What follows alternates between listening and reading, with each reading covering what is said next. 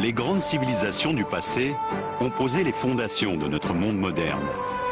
Nul n'ignore que les Égyptiens, les Grecs et les Romains étaient de remarquables ingénieurs et de brillants inventeurs.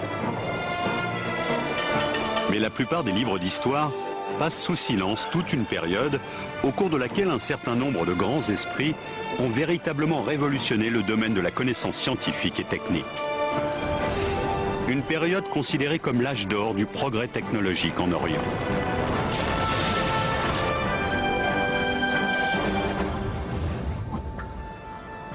L'Orient reste bien souvent un univers auréolé de mystères, dont les Occidentaux ignorent généralement l'histoire. On sait pourtant aujourd'hui que les technologies et les sciences qui constituent la base même de nos sociétés industrialisées sont le lointain héritage d'une grande civilisation qui régnait il y a plus de 1000 ans sur le Proche et le Moyen-Orient. Une civilisation qui connaissait déjà l'ordinateur de poche et qui n'avait pas attendu l'arrivée du GPS pour se repérer dans l'espace, qui avait inventé de gigantesques machines hydrauliques capables de dompter les forces de la nature pour transformer le désert en une succession de riantes oasis, dont les ingénieurs étaient parvenus à mettre au point des dispositifs qui restent au cœur de bon nombre de machines actuelles. Une civilisation très en avance également dans le secteur de l'armement, qui a inventé les premiers uniformes à l'épreuve du feu et la première torpille, capable d'atteindre un vaisseau ennemi à 1 km.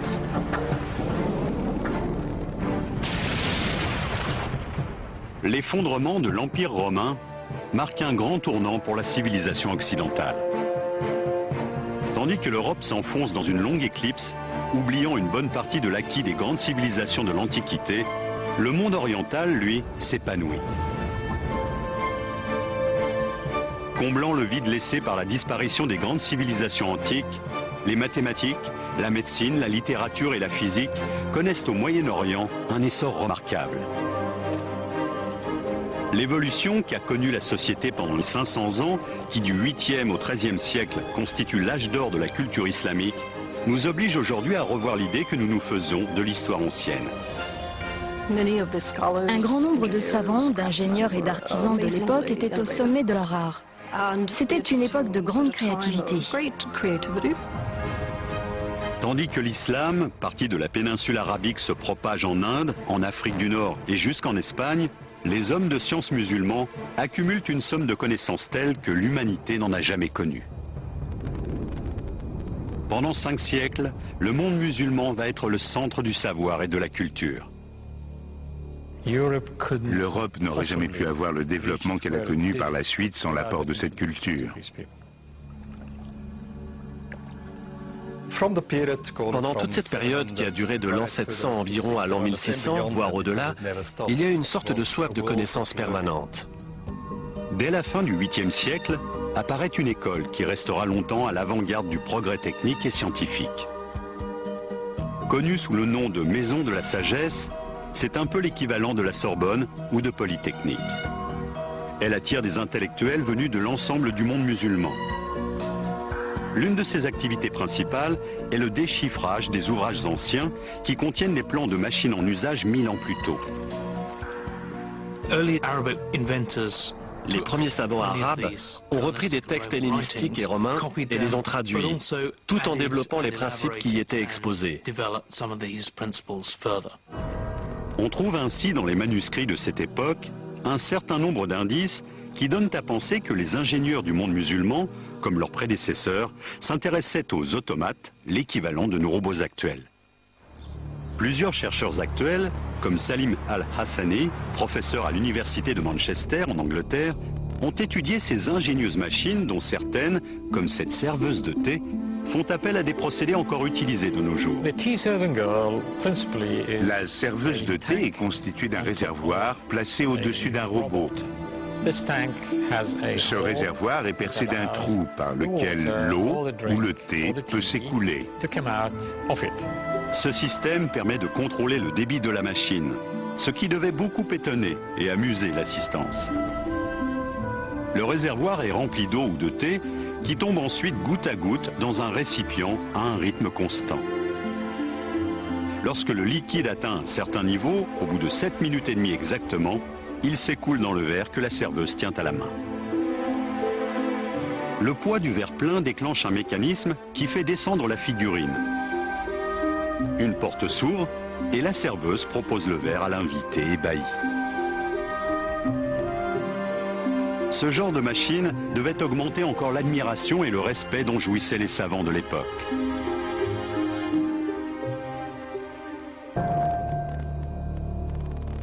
Au vu des textes anciens et des données archéologiques dont nous disposons, les savants de l'âge d'or de la culture musulmane auraient inventé rien moins que le premier ordinateur de l'histoire de l'humanité.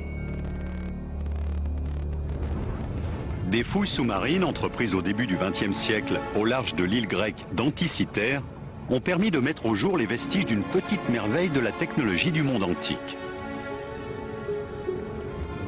Fabriqué autour de l'an 100 avant notre ère, le mécanisme d'Anticythère serait, de l'avis des spécialistes, un calculateur analogique, véritable prototype de l'ordinateur.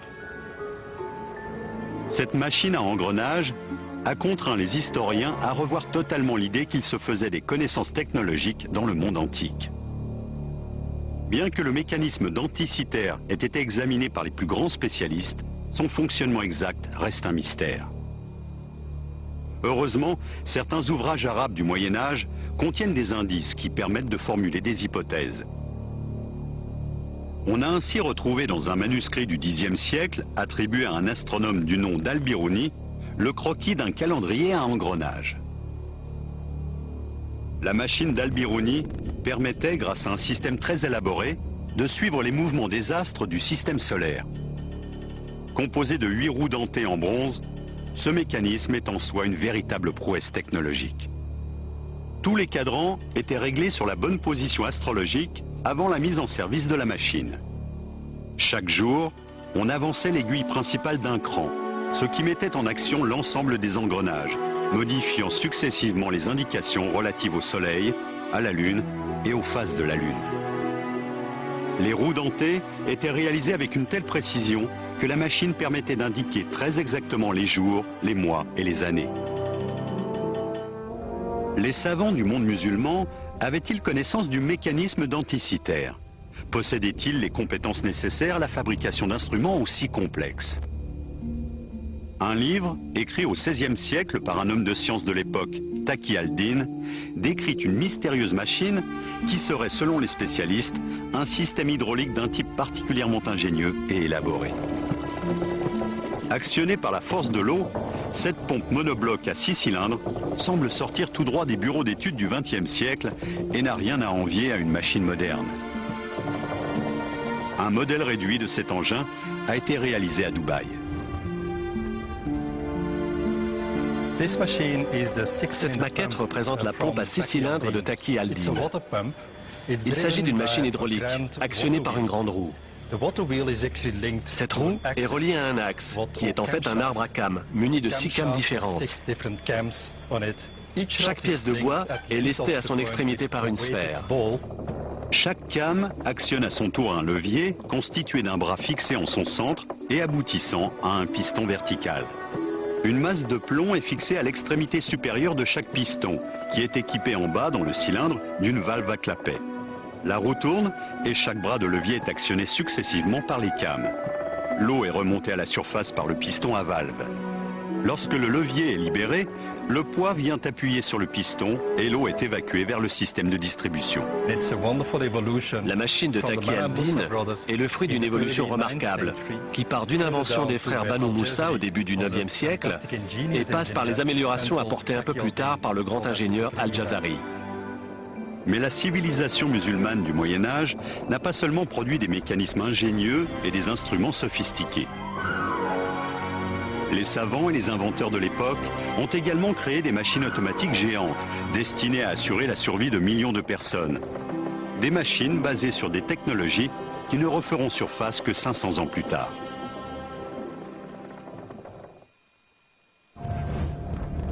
Au XIIIe siècle, les hommes de science du Proche et du Moyen-Orient étaient à la pointe du progrès technologique de l'époque. Les machines inventées pendant l'âge d'or de la civilisation musulmane étaient fondées sur des concepts complexes et révolutionnaires. Un homme fait notamment figure de géant dans ce domaine. un homme dont le rôle déterminant dans l'histoire de la science est pourtant largement méconnu en Occident. Il s'appelle Al-Jazari et il est l'auteur d'un traité qui fait la somme des compétences des ingénieurs orientaux. Sans son livre de la connaissance des procédés mécaniques, dans lequel il décrit les grandes inventions de son époque, 500 ans de progrès technologiques seraient tombés dans l'oubli. Une précieuse copie du manuscrit d'Al-Jazari est conservée au célèbre musée de Topkapi à Istanbul. Écrit en 1206, cet ouvrage contient les plans de nombreux dispositifs qui sont aujourd'hui encore à la base de l'ingénierie moderne. Al-Jazari était originaire du nord de l'Irak.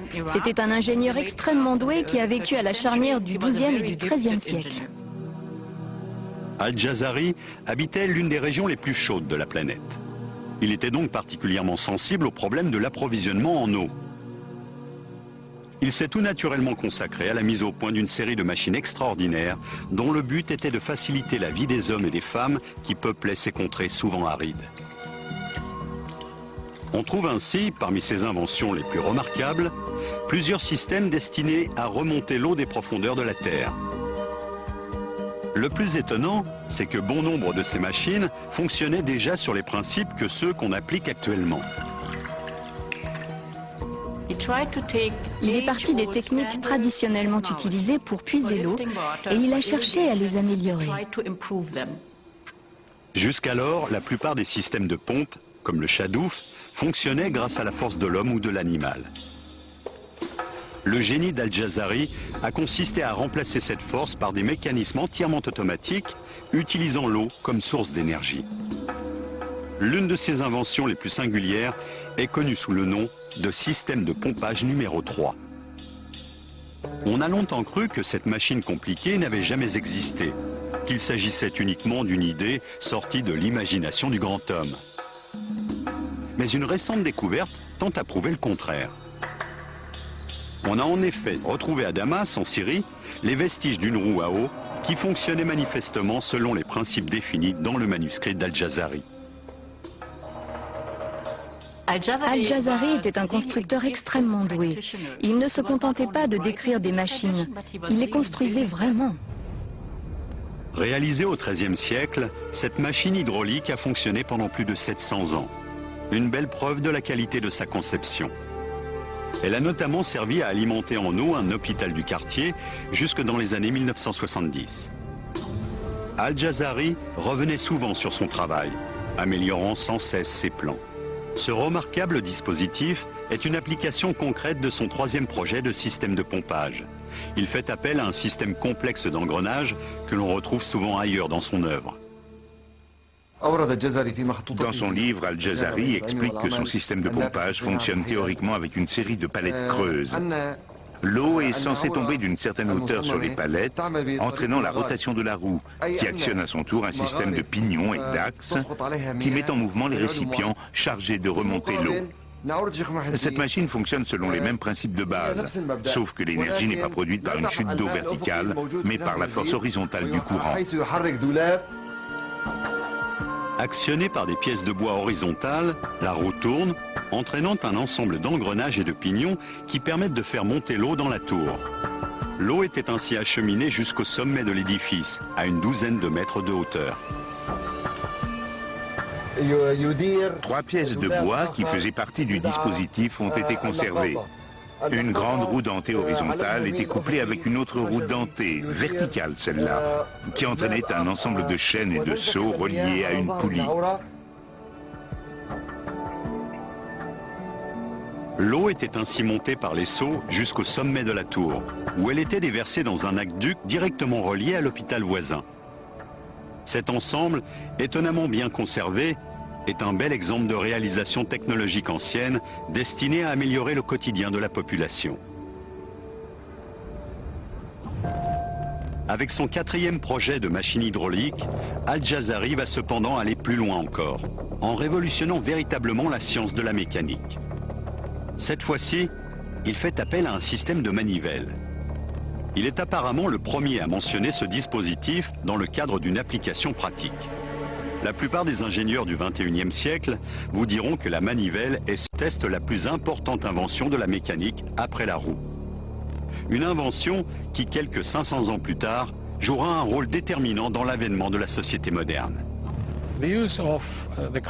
L'utilisation de la manivelle, reliée à ce que nous appelons un arbre à cames, a permis la naissance de nouvelles machines, puis des moteurs, d'abord à vapeur, ensuite à gazole ou à essence.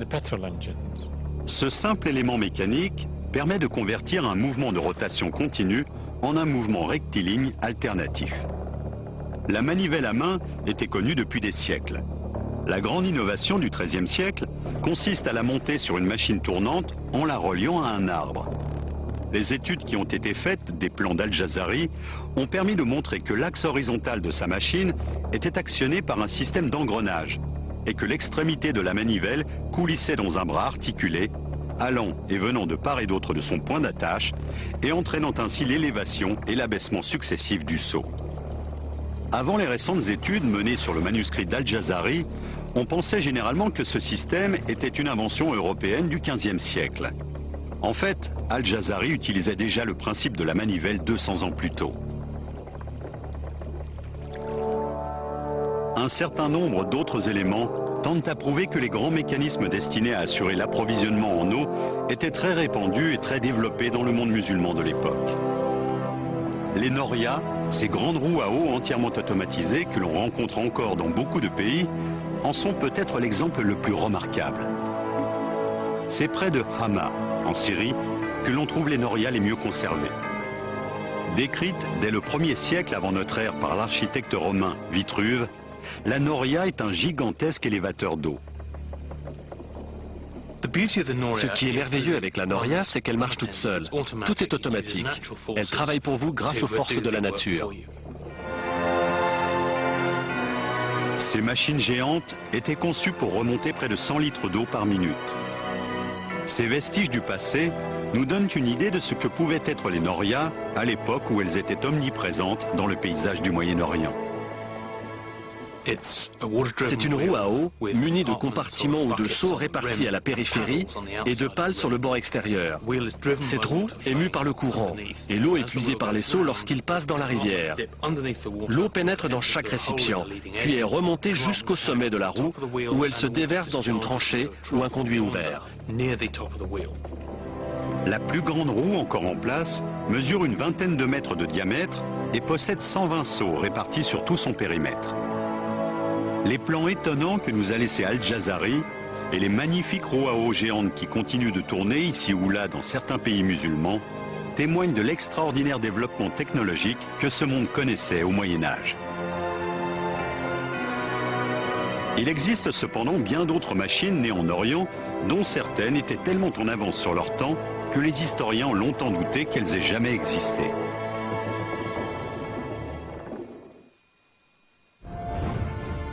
Les ingénieurs du Moyen-Orient ont repris à leur compte, en les perfectionnant, les progrès technologiques accomplis pendant l'Antiquité. Les Grecs et les Romains avaient en leur temps fait avancer la mécanique à pas de géant. De grands inventeurs comme Héron d'Alexandrie ou Philon le Juif ont eu une influence déterminante sur les hommes de science qui, 1000 ans plus tard, feront la gloire de la civilisation musulmane. Pour les chercheurs qui travaillent aujourd'hui sur les manuscrits arabes du Moyen-Âge, il est de plus en plus évident que nombre de machines n'ont pas été inventées, mais simplement redécouvertes par l'homme moderne. Les résultats des travaux les plus récents nous obligent à repenser toute l'histoire de la mécanique, depuis l'Antiquité jusqu'aux grands inventeurs de la Renaissance, comme Léonard de Vinci. Je suis persuadé que notre société moderne aurait été très différente si la civilisation musulmane n'avait pas existé. Nous avons vu le rôle déterminant qu'avait eu un inventeur mésopotamien du XIIIe siècle. Le dernier système d'élévation d'eau décrit par Al-Jazari dans son traité repose sur un principe étonnant et totalement inédit. On pense souvent que la pompe aspirante à double effet a été inventée au XXe siècle. En réalité, elle est née quelques 700 ans plus tôt. Al-Jazari s'est inspiré des travaux de ses illustres prédécesseurs, du grec Ctésibios d'Alexandrie par exemple, qui vers le IIIe siècle avant notre ère s'est intéressé au principe de la pompe aspirante. Au musée technologique de Thessalonique, des ingénieurs ont reconstitué la pompe de Ctésibios à partir de manuscrits anciens. Étonnamment, ce système est encore en usage plus de 2000 ans après sa conception dans le nord de l'Europe. Voici la pompe de Ctésibios. C'est une pompe à eau à 2 temps. Elle est constituée de 2 cylindres, chacun contenant un piston muni d'une valve dans sa partie basse. Les pistons sont actionnés au moyen de ce levier. Lorsque le piston monte, il expulse l'air contenu dans le cylindre qui est remplacé par de l'eau. Les 2 pistons montent et descendent alternativement, ce qui assure un débit d'eau constant. Cet appareil sert depuis l'Antiquité à pomper l'eau, mais on peut aussi dire qu'il est l'ancêtre du moteur à 2 temps, tel que nous le connaissons aujourd'hui. Il suffit de remplacer l'eau par un mélange d'essence et d'air, le principe est le même. 1000 ans plus tard, Al-Jazari allait reprendre ce principe et progresser plus loin encore dans la voie ouverte par Ctésibios. Alors que la machine inventée par ce dernier avait besoin de l'homme pour pomper l'eau, le système imaginé par Al-Jazari est entièrement automatique. Cette évolution aura une influence directe sur le développement de l'ingénierie moderne et donnera naissance, 500 ans plus tard, associé au principe de la manivelle, au premier moteur à vapeur. Prenez la machine numéro 5 d'Al-Jazari. Il s'agit en fait d'une pompe aspirante à double effet. Elle possède 2 cylindres munis de 2 pistons à mouvement alternatif. La pompe est actionnée par une roue à eau, qui entraîne, par un système d'engrenage, un bras oscillant auquel sont reliés les 2 pistons. Les pistons vont et viennent horizontalement dans des cylindres opposés, tous 2 équipés de dispositifs d'aspiration par valve et d'acheminement de l'eau. Les canalisations se rejoignent au-dessus de la machine dans un réservoir qui servira ensuite à alimenter le réseau d'irrigation. Les remarquables progrès accomplis par Al-Jazari dans la construction de machines hydrauliques ouvriront la voie à d'autres savants du monde musulman qui ne tarderont pas à inventer des engins encore plus étonnants. Alors que l'Europe est en pleine stagnation, l'Orient connaît un essor technologique particulièrement dynamique. Il y avait une tradition extrêmement vivante des sciences mécaniques dans le monde islamique du Haut Moyen-Âge, qui contrastait avec l'apathie de l'Europe occidentale des 7e, 8e et 9e siècles. 3 personnages ont joué un rôle particulièrement important dans le développement technologique et scientifique de la civilisation musulmane. 3 frères, les Banu Moussa. Tirant leur inspiration des ouvrages traduits en arabe de Philon et de Héron, les Banu Moussa ont inventé toute une série de machines étonnantes. La mécanique était généralement considérée comme la science de l'illusion, car elle utilisait un phénomène mécanique pour produire un effet spectaculaire qu'aucun autre moyen n'aurait permis d'obtenir. Les Banu Moussa avaient notamment une connaissance très poussée de l'hydraulique. En contrôlant la pression de l'air et de l'eau, ils pouvaient déterminer avec exactitude le fonctionnement de leurs automates. Les techniques de haute précision mises en œuvre dans ce dispositif font aujourd'hui encore partie des fondements de la mécanique moderne. Cette machine à débit intermittent est un bon exemple. Elle a pour fonction de servir à boire à son utilisateur. Ces inventeurs ont fait appel avec beaucoup d'astuces à 2 inventions du début du IXe siècle. La première de ces inventions est une valve conique qui sert à réguler le débit de l'eau. L'eau située dans le réservoir du haut passe par un trou aménagé au fond, comme vous pouvez le constater.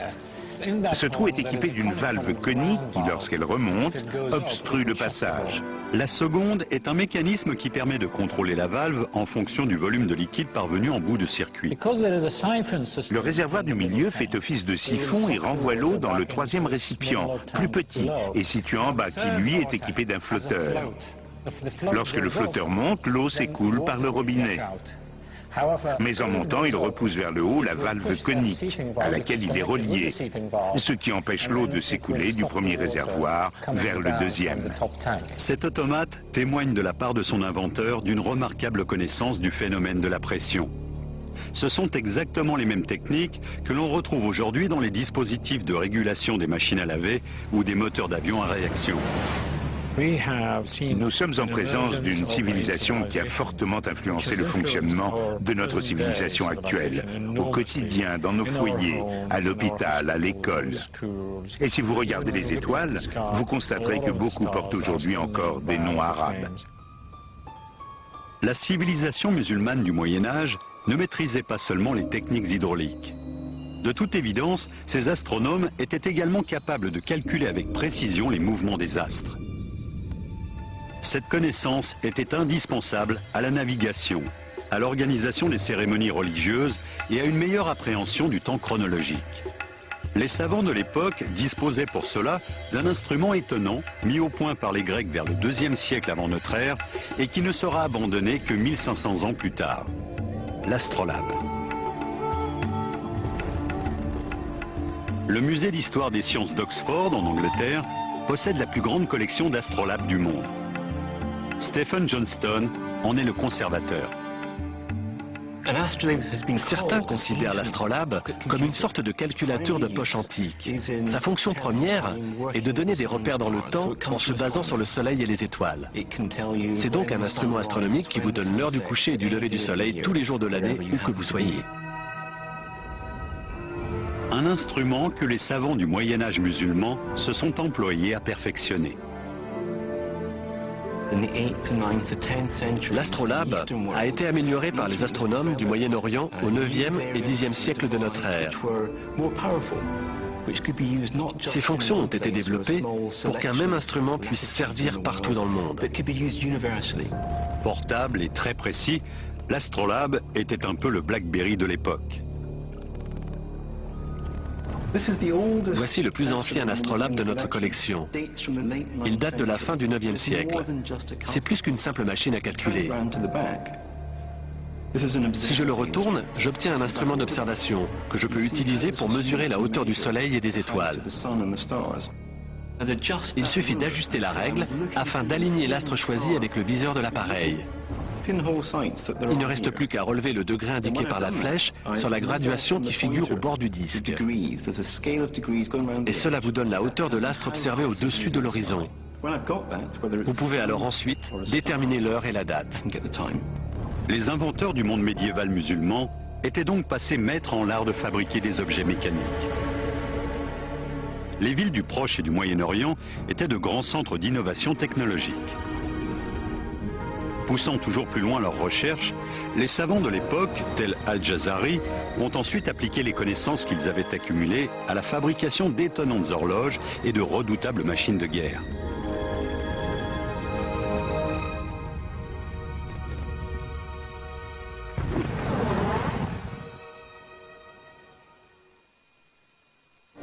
Les travaux des savants du monde musulman du Moyen-Âge ont débouché sur la mise au point de technologies sans lesquelles le monde moderne serait bien différent de ce qu'il est aujourd'hui.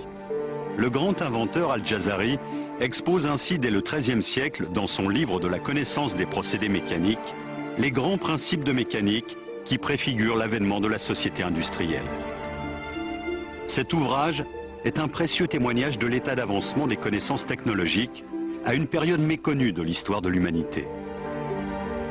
Il décrit en détail une cinquantaine de machines différentes, chaque présentation pouvant ainsi servir de mode d'emploi aux ingénieurs de l'époque désireux de construire ces engins souvent compliqués. Nous avons demandé au modéliste britannique Richard Windley de réaliser la réplique d'une des machines automatiques d'Al-Jazari qui fait appel à une bougie pour calculer avec précision le temps écoulé.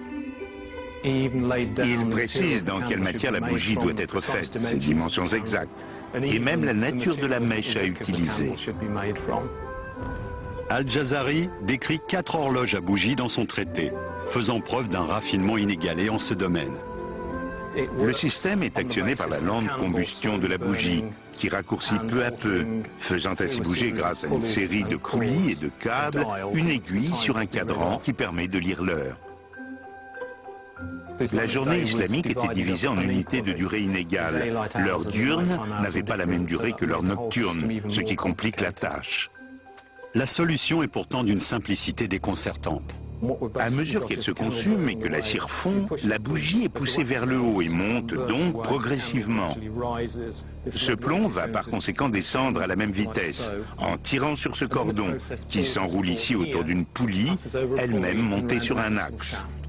Cet axe est relié à l'aiguille du cadran sur lequel on peut ainsi lire l'heure.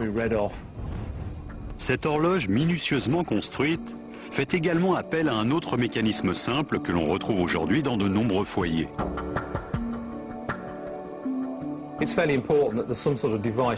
Pour maintenir en place le capuchon du cylindre et éviter qu'il ne cède sous la pression du poids, Al-Jazari a imaginé un système de fermeture qui ressemble beaucoup au dispositif dit à baïonnette utilisé à l'heure actuelle sur les ampoules électriques.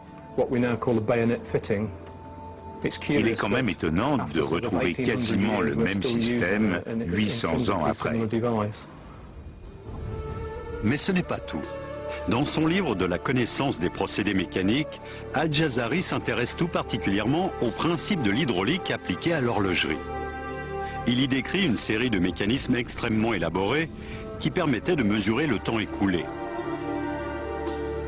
L'un d'eux, plus compliqué encore que les autres, laisse perplexes les meilleurs spécialistes du XXIe siècle.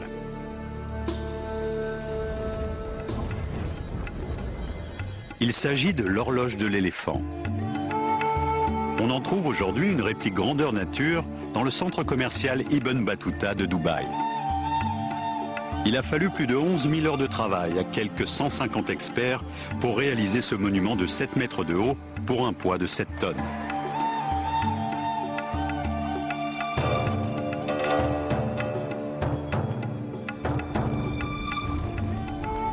Ludo Verheyen a dirigé la réalisation de cette copie du chef-d'œuvre d'Al-Jazari. Ce projet était un véritable défi. C'était en effet la première fois que l'on tentait de reconstruire cette machine. C'est un mécanisme très compliqué imaginé il y a 800 ans par le grand inventeur Al-Jazari. Nous avons essayé de comprendre à partir de ces manuscrits comment fonctionnait précisément cette machine. C'était absolument fabuleux. Comment marche cette extraordinaire machine ? Quelles sont les améliorations apportées par Al-Jazari par rapport aux horloges inventées par ses prédécesseurs ? L'horloge de l'éléphant fait appel à plusieurs mécanismes que ne renierait pas un ingénieur moderne. Dans le ventre de l'animal se trouve un flotteur submersible percé d'un petit trou dont le diamètre est calculé de façon à laisser passer une quantité d'eau très précise qui détermine la vitesse à laquelle le flotteur va s'enfoncer et donc la fréquence des sonneries de l'horloge. En coulant, le flotteur déclenche un mécanisme qui entraîne à son tour toute une série de mouvements permettant finalement à la machine de donner l'heure en sonnant. Le flotteur est ensuite sorti de l'eau et vidé de son contenu. Il remonte à la surface et le même processus redémarre. L'horloge comporte plusieurs automates qui égrènent les heures par un coup de cymbale ou le chant d'un oiseau. C'est une machine extrêmement compliquée pour l'époque, dans la mesure où elle comprend un mécanisme de retour automatique qui lui permet d'approcher le mouvement perpétuel. L'horloge de l'éléphant est l'un des plus beaux exemples du niveau de raffinement technologique atteint par la civilisation musulmane du Moyen-Âge. C'est le résultat inédit du mariage de l'art, de l'architecture et de l'ingénierie. Les savants du Moyen-Orient se sont également distingués dans le domaine du génie militaire. L'expansion rapide de la civilisation arabo-musulmane n'aurait pas pu se faire sans l'appui d'un formidable arsenal. Ce sont les musulmans qui ont notamment fait connaître à l'Europe la technologie du trébuchet, originaire de Chine, qui allait donner naissance aux machines de guerre les plus redoutées de l'époque. Le matériel militaire utilisé par les armées musulmanes des XIIe et XIIIe siècles était sensiblement supérieur à celui dont disposaient les Européens pendant la même période. Le trébuchet à contrepoids pouvait envoyer un projectile de près de 200 kg à une distance d'environ 300 mètres. Il servait à lancer non seulement des blocs de pierre, mais également des engins incendiaires. Cette catapulte améliorée n'est pas la seule arme de guerre importée de Chine. D'autres inventions, encore plus révolutionnaires, sont à mettre au crédit des ingénieurs militaires orientaux, comme l'uniforme ignifugé ou les explosifs. L'une de ces inventions allait notamment changer à jamais la manière de faire la guerre, la torpille.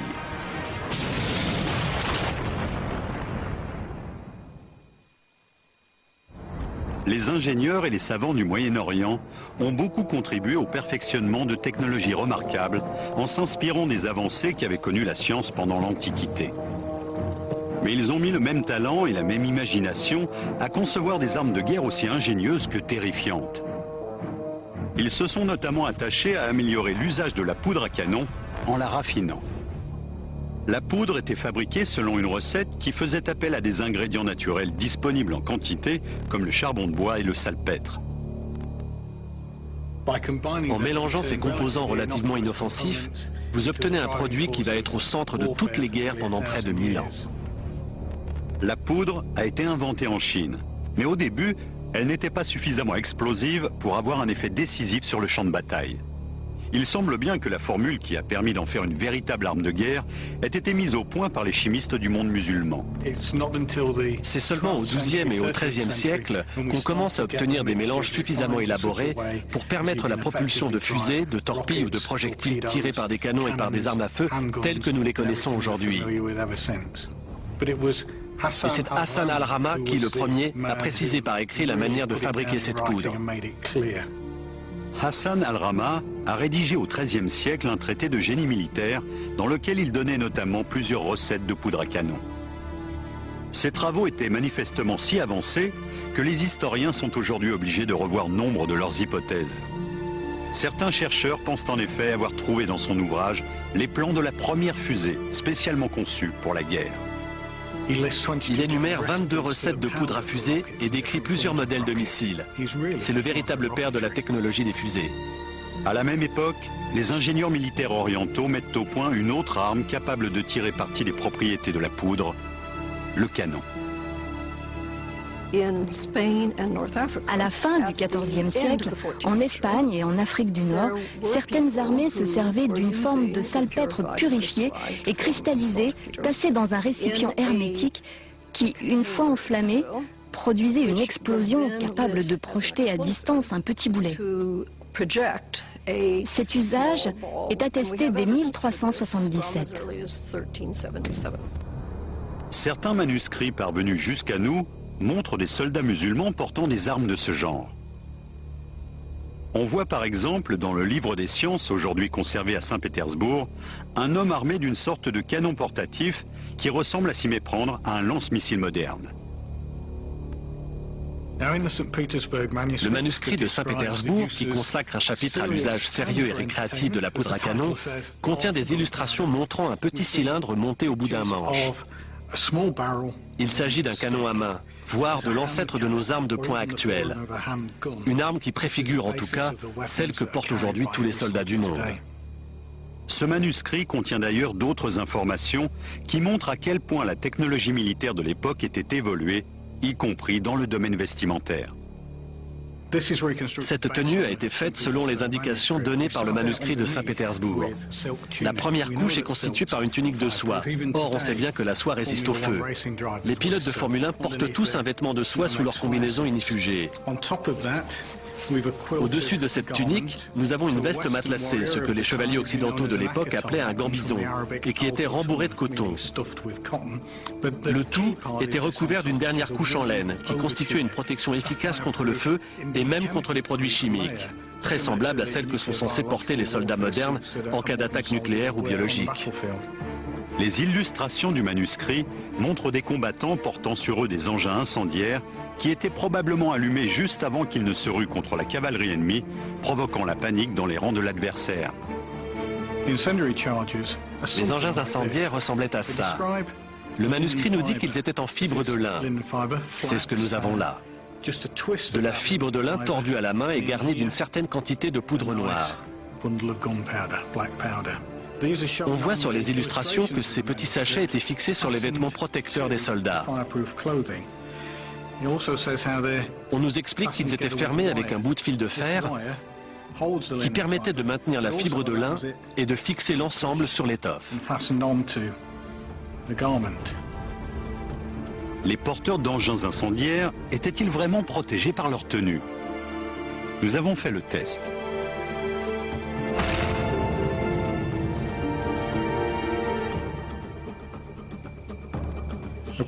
Pendant une charge, des centaines de pétards de ce type devaient exploser simultanément, ce qui devait affoler les chevaux. Ce qui m'intéresse surtout, c'est de constater que l'étoffe ne porte aucune trace de brûlure. La chaleur a à peine traversé. Manifestement, ces vêtements étaient vraiment à l'épreuve du feu.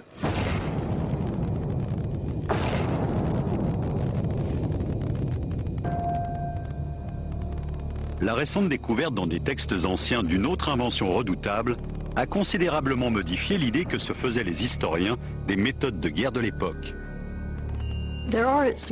Il existe un certain nombre de similitudes entre les technologies militaires du Moyen-Âge et celles d'époques plus proches de nous. Je pense en particulier à un engin qui ressemble fort à une torpille. Ce curieux objet, qualifié d'œuf mobile qui s'enflamme par les auteurs de l'époque, serait en effet la première torpille de l'histoire de l'humanité. C'est une arme destinée à couler les navires. Contrairement à une torpille moderne, elle ne se déplace pas sous l'eau, mais sur l'eau. Les ingénieurs militaires de la civilisation musulmane médiévale avaient-ils vraiment les moyens de fabriquer de telles armes? Nous pensions jusqu'à présent que la torpille était une invention du 19e siècle. Le fait qu'un engin très semblable existait déjà il y a 700 ans nous oblige à regarder les choses sous un jour nouveau et à réécrire certaines pages des manuels d'histoire. Il s'agit bien d'une torpille. Était-elle efficace? Nous l'ignorons. Pour tenter de répondre à cette question, nous avons demandé au modéliste Richard Windley de construire une réplique miniature de cette petite merveille de la technologie médiévale à partir des plans originaux du XIIIe siècle. Cette maquette a été fabriquée d'après les illustrations d'un manuscrit musulman datant à peu près de l'année 1220. Le texte parle d'un engin en forme de poire aplatie plus précisément. Cette réplique est faite en cuivre et en fer. Ce cylindre situé sur la face supérieure contient la charge de poudre noire. La pointe permettait à l'engin d'aller se ficher dans la coque du navire ennemi. Il était alors très dangereux d'essayer de le retirer. Une fusée n'est ni plus ni moins qu'un tube à l'intérieur duquel on a tassé de la poudre. Cela ressemble beaucoup aux feux d'artifice qu'on utilise encore aujourd'hui, ainsi d'ailleurs qu'à ceux que fabriquaient déjà les Chinois il y a des centaines d'années. J'ai réalisé la face intérieure de cette réplique en employant un procédé inédit. L'original possédait probablement une sorte de coque en fer martelé. La torpille était vraisemblablement bourrée d'une substance incendiaire. Destinée à semer la panique dans la flotte ennemie, elle devait également provoquer des dégâts importants.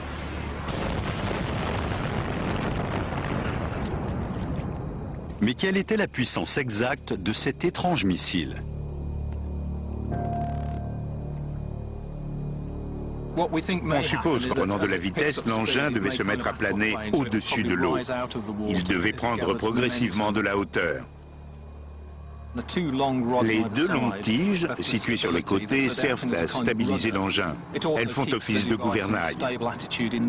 Le dispositif de mise à feu est une simple mèche de coton qui a été mouillée, imprégnée de poudre, puis soigneusement séchée. Elle se consume à la vitesse d'environ 2 cm par seconde.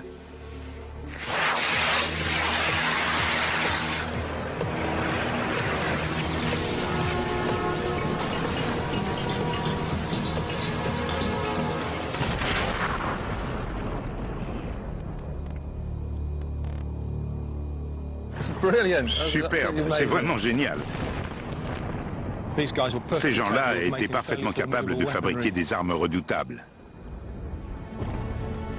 Il est donc faux de croire qu'après la chute de l'Empire romain, l'humanité s'est enfoncée dans une période d'obscurantisme et a oublié toutes les grandes découvertes qui avaient été faites pendant l'Antiquité. Les recherches les plus récentes montrent qu'en réalité, les savants de la civilisation musulmane du Moyen-Âge ont recueilli pour l'enrichir l'héritage de leurs prédécesseurs grecs ou romains.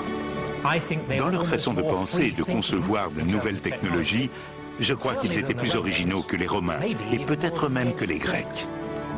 Les textes de la civilisation arabo-musulmane du Moyen-Âge livrent peu à peu leurs secrets aux chercheurs.